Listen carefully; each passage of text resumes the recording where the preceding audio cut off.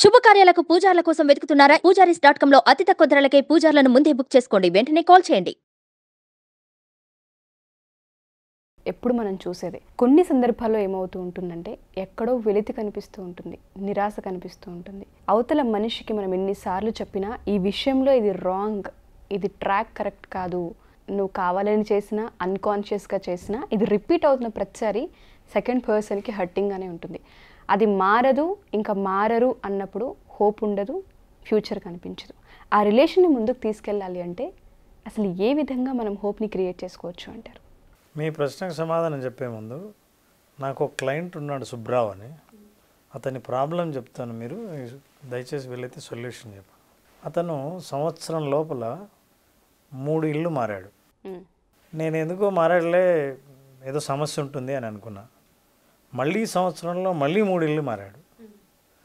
నాకు ఆశ్చర్యం వేశారు, ఎందుకు మారుతున్నావు ఇల్లు ప్రతిసారి? ఎందులో సంవత్సరంలో 3 ఇళ్ళు, 2 ఏళ్లలో 6 ఇళ్ళు మారావు ఎందుకు అంటే అన్నాడు, మారక ఏం చేయమంటావు, ఇంట్లో బూజు పడుతుంది, బూజు పట్టిన ప్రతిసారి ఇల్లు మారుతున్నాడు. సో మళ్ళీ కొత్త ఇల్లు చేరుతాడు, అక్కడ బూజు కనిపిస్తూనే ఇల్లు వేరే ఇల్లు మారుతాడు. అట్లా ఇల్లు మారుతూ వచ్చాడంట. మీరు ఏం చెప్తారు అతనికి? దులుపుకుంటే సరిపోతుంది కదా. మనిషికి జీవితంలో వచ్చే సమస్యలు బూజు లాంటివి. మనం బూజు ఉంది కదా అని వదిలి వెళ్ళిపోవడము, దాన్ని అసహించుకోవడము, ఆ ఇంట్లో ఉండకపోవడము చేయడం కంటే మూర్ఖత్వంకి ఏదీ లేదు. అవతల వాళ్ళ తప్పు బూజు అయితే తెలివిగా బూజు తులుపుకొని మళ్ళీ శుభ్రంగా మార్చుకునేదే రిలేషన్షిప్ అనేది జర్నీ. ఎక్కడ పర్ఫెక్ట్గా ఇప్పుడు రిలేషన్షిప్ చాలా బాగుంది, ఇంక ఇక్కడి నుంచి బాగుంటామని అనడానికి లేదు. ఇప్పుడు బాగలేదు, మిస్టేక్స్ అన్నీ జరుగుతున్నాయి, మా ఇద్దరి మధ్య అండర్స్టాండింగ్ లేదు, ఇక జీవితంలో మేము కలిసి ఉండలేమన్నది కూడా మూర్ఖత్వమే. పెళ్ళైన కొత్తలో చాలామంది అర్థం చేసుకోక వదిలి వెళ్ళిపోయి పుట్టింట్లో ఉందామని అనుకున్న చాలామంది ఈరోజు మా ఆయన చాలా మంచోడు, మేము చాలా హ్యాపీగా ఉన్నామని ఎంతోమంది ఉన్నారు. లేదా మా ఆయన అంత మంచోడు లేడు, ప్రపంచంలో ఇంతకంటే గొప్పవాడు లేడు అని అనుకున్న వాళ్ళు ఒక 4-5 ఏళ్ళు తిరక్కముందే ఇంతటి దుర్మార్గుని నేను ఎప్పుడు చూడలేదు అని అనుకున్న సంసారాలు చాలా ఉన్నాయి. అది ఎవరైనా కావచ్చు, ఆయన కావచ్చు, ఆవిడ కావచ్చు, ఏదైనా సరే. ఏది శాశ్వతం కాదు. రిలేషన్షిప్ మెయింటైన్ చేయడం అన్నది జర్నీ, లైఫ్లో కంటిన్యూస్గా చేస్తున్న పని. మనం ఎట్లయితే బూజు దులుపుకుంటామో, ఎట్లయితే చీపురుతో మొత్తం దుమ్ము దులిపేస్తామో, దులిపేసుకొని శుభ్రంగా చేసుకోవడం ఎప్పటికప్పుడు చేసే పని. మనం కూర వండేటప్పుడు మీరు ఖచ్చితంగా ప్రతి కూరలో వేసే ఒక ఐటమ్ ఏంటండి? ఉప్పు, కారం, ఇంకా పసుపు, అల్లం వెల్లుల్లి పేస్ట్, ఆయిల్, వెజిటేబుల్స్, కరివేపాకు. రొటీన్గా ఉండేవి. లాస్ట్లో చెప్పారు కరివేపాకు. కరివేపాకు మొత్తం తింటారు? వాళ్ళు తినము. ఏం చేస్తారు? పక్కకు పెట్టేస్తాం. ఇది పక్కకు పెట్టడానికి వేయడం ఎందుకు? ఆ ఫ్లేవర్ ఎందుకో బాగుంటుంది, అది ఉంటేనే బాగుంటే తినొచ్చు కదా. అంటే మనం ఒక కూర మనమే వండుకున్నది కూడా అందులోంచి తీసిపడేవి, పక్కన పెట్టేవి. మనం నిజంగా రుచికరంగా కూర తినాలనుకుంటే కొన్ని పక్కన పెట్టేవి ఉంటాయి, కొన్ని తినేవి ఉంటాయి. పక్కన పెడతామని తెలిసి కూడా వాటిని కలుపుకొని మనం వంట చేస్తాం. రిలేషన్షిప్లో కూడా కొన్ని పక్కన పెట్టే చూడాల్సి వస్తుంది. ఇందులో తెలుసుకోవాల్సిన విషయం ఏంటంటే, ఏ రిలేషన్షిప్లో అయినా నెంబర్ 1, నోబడీ ఈజ్ పర్ఫెక్ట్. మీరేమైనా ఈ రిలేషన్షిప్ పర్ఫెక్ట్గా లేదు, ఏదో పర్ఫెక్ట్ రిలేషన్ కోసం వెతుకుతున్నా అని అనుకుంటే మీరు ఎట్లుంటుందంటే, ఎడారిలో ఇసుకను పిండి నూనె తీద్దాం అనుకునే టైప్. ఎట్లయినా సరే ఇంకా కొంచెం గట్టిగా పిండితే ఏమైనా నూనె వస్తుందేమో అని అనుకుంటే అది ఎంత వాస్తవమో, మీకు ఎంత పర్ఫెక్ట్ రిలేషన్షిప్ దొరుకుతుంది అనుకోవడం కూడా అంతే వాస్తవం. నెంబర్ 1. నెంబర్ 2, యాక్చువల్గా యాక్సెప్టెన్స్ అంటే అర్థం ఏంటంటే అదొక ప్యాకేజ్. ఒక మనిషిలో పర్ఫెక్షన్స్, ఇంపర్ఫెక్షన్స్, తప్పులు చేయటం ఇవన్నీ ఉంటాయి. పర్ఫెక్ట్గా ఉంటే, ఇటీవల మీకు తెలుసో తెలీదో ఒక వార్త న్యూస్లో ఒక ఆవిడ కోర్టులో కేసు ఫైల్ చేసింది వాళ్ళ ఆయన మీద, నాకు విడాకులు కావాలని. అదేంటమ్మా ఎందుకు విడాకులు కావాలని కారణం అడిగితే ఆవిడ రాసిన కారణం ఏంటంటే, ఇంత మంచోడిని నా జీవితంలో చూడలేదు, పెద్ద తలకాయ నొప్పి, ఒక్క దానికి కూడా కొట్లాడు, ప్రతిదానికి ఓకే అంటాడు, చిరాకు పడ్డు, కోప్పడ్డు, అసలు లైఫ్లో ఏమాత్రం స్పైస్ లేదు, అన్నిటికీ ఓకే అంటుంటాడు, నాకు ఇట్లాంటి మొగుడు వద్దని. అసలు ఇప్పుడు ఏమన్నా ఎడుగు ఏమంటే మేమేమో ఇక్కడ ఇంటర్వ్యూలు చేస్తున్నాము, మిస్టేక్స్ ఉంటే ఎలా అడ్జస్ట్ చేసుకోవాలని, మీరేంటి అసలు మీ డైవర్స్ అడుగుతున్నారేంటి అని. రిలేషన్షిప్ చాలా సరదాగా ఉంటుందండి మనుషులకి.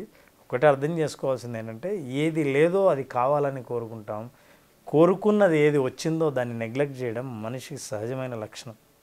రిలేషన్షిప్లో కూడా అంతే. దక్కనంత వరకు, దక్కేంత వరకు పాకులాడతారు, దక్కిన తర్వాత ఏదో ఒక తప్పు చేయడం, గొడవలు ఉండడం, మిస్అండర్స్టాండింగ్స్ రావడం అతి సహజం. ఇది ఎక్కడున్నా ఇది సహజమే అని అనుకోవడం. అంటే బూజు పట్టిందని పారిపోతే అక్కడ కూడా బూజు ఖచ్చితంగా వస్తుంది.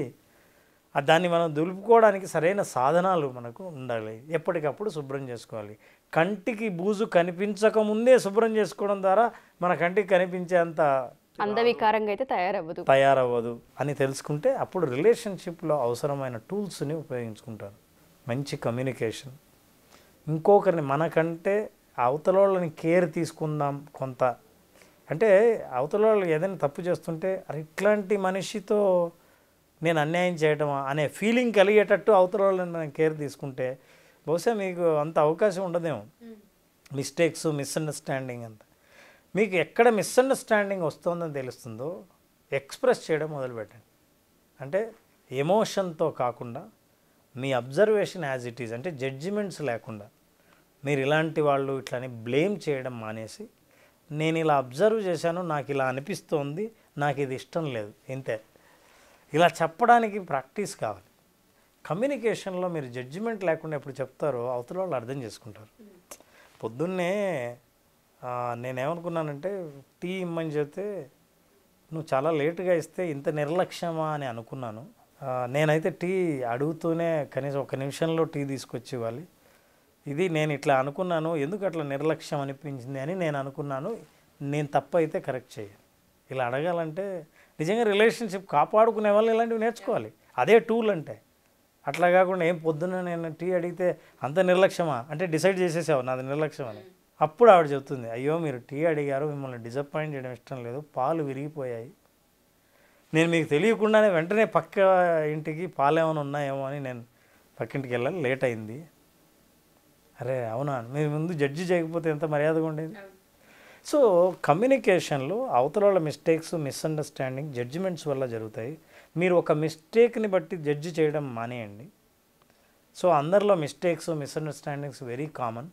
ఇద్దరిలో అర్థం చేసుకోవడం ఒకరినొకరు అన్నది జీవితాంతం చేసే ప్రయత్నం అది. అయితే మీరు చేయంగా ఆ ప్రయత్నం సులభమవుతుంది. కొత్తగా అర్థం చేసుకోవడానికి మనం డిస్టర్బ్ అయిపోయి ఇదేంటి ఇలాగా అని రియాక్ట్ అయిపోయి ఇలా చేస్తుండడం వల్ల ఇబ్బందిగా ఉండొచ్చు. కానీ జర్నీలో ఒకరినొకరు అర్థం చేసుకోవడం అంటే అర్థం ఏంటంటే మీకు ఏమున్నాయో ఏం లేవో, మీ తప్పులేవో మీ ఒప్పులేవో అన్నీ తెలియటమే అర్థం చేసుకోవడం అంటే. నేను అలా అనుకోలేదే ఈ తప్పులు ఉంటాయని, అరే మీరు ఇట్లా అనుకుంటారని నేను ఎప్పుడూ ఊహించలేదే అని అనుకోవడం సర్ప్రైజెస్. అక్కడ మిస్అండర్స్టాండింగ్స్ జరుగుతాయి. కాబట్టి ఎవరినైనా ఒకరినొకరు అర్థం చేసుకోవడానికి తెలుసుకోవాల్సింది ఏంటంటే మీ లోపాలు ఏంటి, బలాలు బలహీనతలు, ఇవి 2 ప్యాకేజ్ అన్నీ కలిసి మీరు. నేను అంతే, నన్ను డోంట్ ఎక్స్పెక్ట్ అన్నీ ఖచ్చితంగా పర్ఫెక్ట్గా ఉండాలని అనుకోవద్దు. అందులో నా తప్పులు ఉన్నాయి, ఐఎమ్ యాక్సెప్టింగ్ ఇట్. సో ఈ 2 ఎప్పుడైతే అండర్స్టాండింగ్ 2 మనసులు ఇట్లా ఆలోచించాయో అప్పుడు ఆ జర్నీ తప్పులతో కలిసి కూడుకున్న ఒక జీవితం కలిసి ప్రయాణం చేస్తూ ఉంటుంది. Wonderful sir. స్టార్టింగే ఒక చిన్న స్టోరీ సుబ్రావతి ఏదైతే చెప్పారో అక్కడే అర్థమైంది ఏ విధంగా ఉండబోతుంది అనేది. Wonderful sir. బట్ చాలామంది ఈ జనరేషన్ వాళ్ళకి ఎస్పెషల్లీ రిలేషన్స్కి సంబంధించి చిన్న మిస్కమ్యూనికేషన్ వచ్చినా, కొంచెం డామినేషన్ అనిపించినా ఖచ్చితంగా డివోర్స్ వైపు విడివిడిగా ఉండడము, ఒకే ఇంట్లో ఉండి వేరువేరుగా బిహేవ్ చేయడము జరుగుతూ ఉంది. అటువంటి వాళ్ళు మన ఈ ఎపిసోడ్స్ చూస్తే ఒకసారి కన్సల్ట్ అవ్వాలి అనుకున్నా, అపాయింట్మెంట్ తీసుకోవాలి అనుకున్నా మనం కేసెస్ని యాక్సెప్ట్ చేసే అవకాశం ఉంటుంది అంటారు? ఖచ్చితంగా అండి. అంటే రిలేషన్షిప్కి సంబంధించిన ఎటువంటి రిలేషన్షిప్ అయినా రిలేషన్షిప్కి సంబంధించి కొన్ని సీక్రెట్స్ తెలుసుకుంటే, కొన్ని చిన్న విషయాలు తెలుసుకుంటే, మనిషి కొంత సహనం వహిస్తే ప్రపంచాన్ని కూడా అర్థం చేసుకునే జ్ఞానం మనం పొందొచ్చు రిలేషన్షిప్ని అర్థం చేసుకుంటే. సో అట్లాంటి వాళ్ళు ఎవరైనా సరే ఆ ఇబ్బంది పడుతుంటే, నిజంగా కలిసి ఉండాలన్న కోరిక ఉండి ఎలా కలిసి ఉండాలో మార్గాలు తెలియని వాళ్ళు ఎవరైనా ఉంటే ఖచ్చితంగా we will invite them for counselling. Thank you sir. Thank you so much. Thank you very much.